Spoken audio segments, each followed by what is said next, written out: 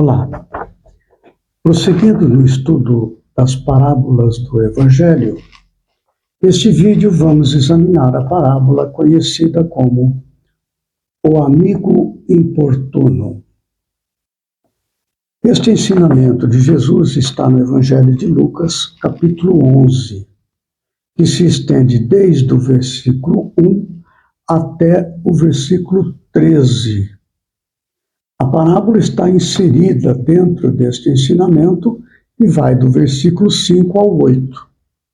Então, há uma primeira parte, que é um contexto, a parábola em seguida, e depois outros ensinamentos acerca do mesmo tema, que é a oração. Então, veja só, nós vamos verificar que em todos os três níveis, a primeira parte introdutória, a parábola e a parte final do ensinamento, o que está se falando é uma relação entre a pessoa encarnada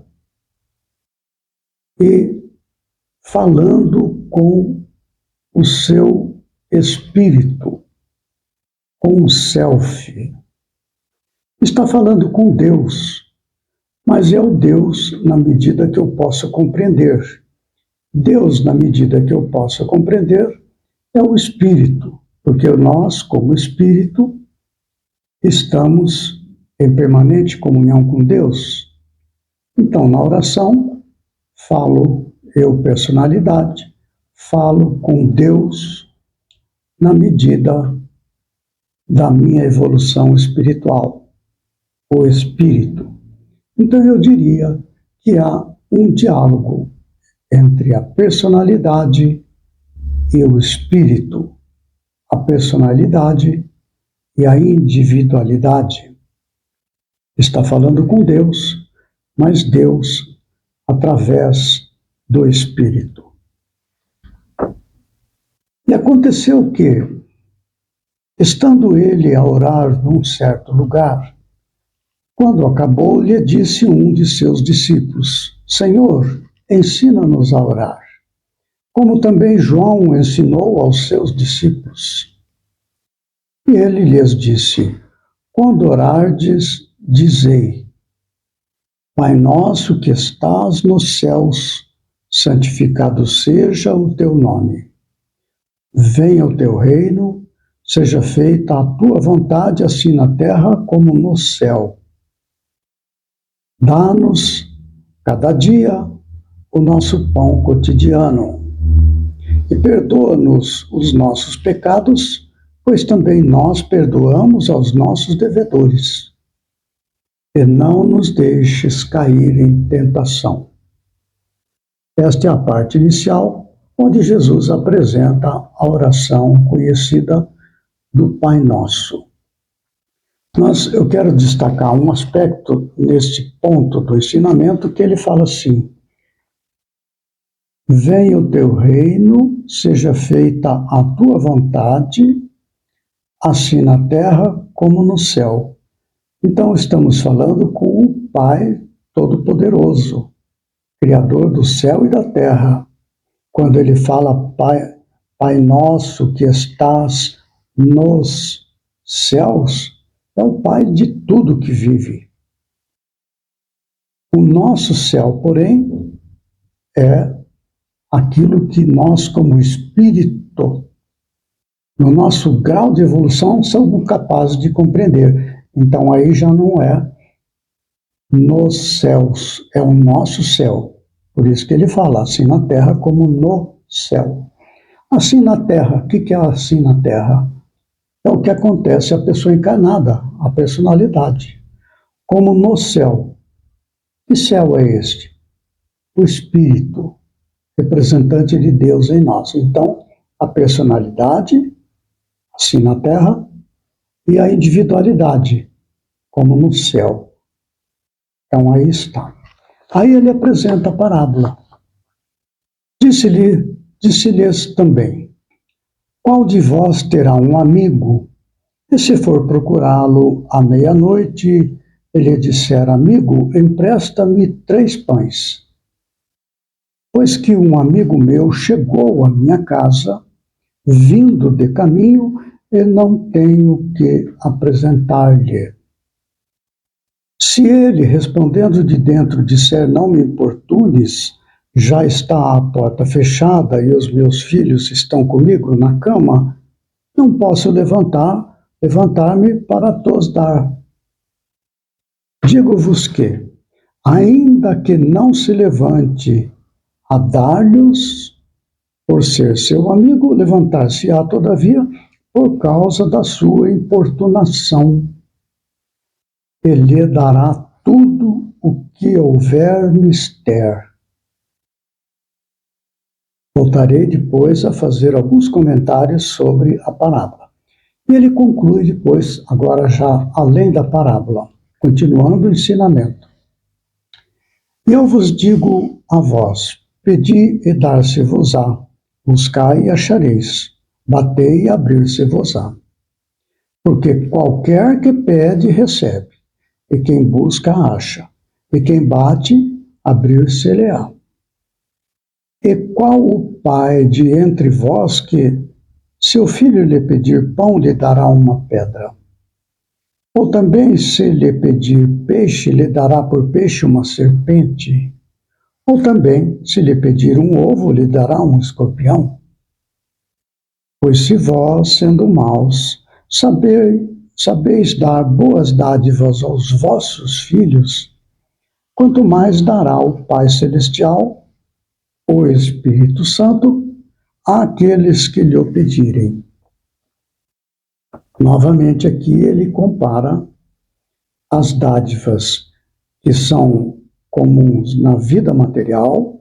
Ali ele fala sobre o pão, o peixe, o ovo, que a personalidade pode dar na caridade ou para os seus filhos, para si próprio, enfim, são aspectos materiais. Mas quando você se dirige, nós nos dirigimos a Deus, nós vamos pedir coisas espirituais. Então, o que ele diz ali, se vós, sendo maus, sabeis dar boas dádivas aos vossos filhos, quanto mais dará o Pai Celestial, o Espírito Santo, àqueles que lhe o pedirem. Ou seja, o despertar na consciência encarnada, na personalidade, a percepção própria do espírito. O espírito, nós como espírito, em comunhão permanente com Deus, estamos em estado permanente de bem-aventurança como espírito. A personalidade não. Enquanto a personalidade não supere arrastamentos do ego, como ele fala ali, pois se vós, sendo maus, ou seja, ainda somos arrastados para os desejos próprios da vida material, do ego, etc., então aí está, novamente a relação da personalidade com o espírito. A personalidade, ele lida com as coisas da matéria, o espírito com as coisas do espírito. Quanto mais dará o Pai Celestial, a consciência divina, o Espírito Santo, àqueles que lhe o pedirem, ou seja, pedir a personalidade, pedir a comunhão com o Espírito. E entrando em comunhão com o Espírito, nós estamos em comunhão com o Espírito Santo. Nós, como Espírito, somos santos. É claro que há sintonia com os espíritos libertos, né? Voltando ali à parábola. Qual de vós terá um amigo, e se for procurá-lo à meia-noite, lhe disser, amigo, empresta-me 3 pães? Qual de vós terá um amigo? Este amigo, podemos entender que é o espírito. É um amigo da personalidade. só nos quer bem, só nos inspira boas ideias, sempre ideias permanentes, eternas, do reino de Deus. Este é o amigo, é o Espírito. Qual de vós terá um amigo, e se for procurá-lo à meia-noite, ele disser: amigo, empresta-me 3 pães? Pois que um amigo meu chegou à minha casa, vindo de caminho, e não tenho que apresentar-lhe a verdade. O conhecimento nos chega. É um amigo meu, é a personalidade falando com o Espírito. Um amigo meu chegou, eu entendi determinada coisa. A verdade me chega ao conhecimento, não é? E não tenho o que apresentar, não tenho como vivenciar isto. Aí pede ao Espírito. E assim por diante ele segue lá. Se ele respondendo de dentro disser: não me importune, já está a porta fechada e os meus filhos estão comigo à cama, não posso levantar-me para tos dar. A personalidade pede, mas ele ainda não pede com fervor, com determinação, com fé. Esta é a ponta. Digo-vos que ainda que não se levante para tos dar, para dar-lhes, por ser seu amigo, levantar-se-á todavia por causa da sua importunação, ele dará tudo o que houver mister, tudo que houver mister, tudo que for necessário. Agora, a questão é a importunação. Precisamos persistir. Se nós pedirmos que avancemos na conquista da espiritualidade interior, que entremos em comunhão com Deus, para alcançar o estado de bem-aventurança, que é isso que trata aqui.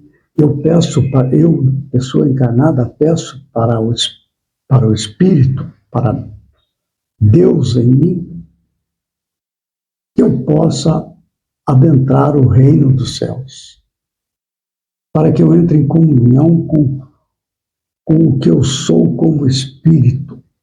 Como diz lá embaixo: se vós, sendo mal, saber dar boas dar a vossos filhos, quanto mais dará o Pai Celestial, o Espírito Santo, àqueles que lhe o pediram. Esta comunhão com Deus.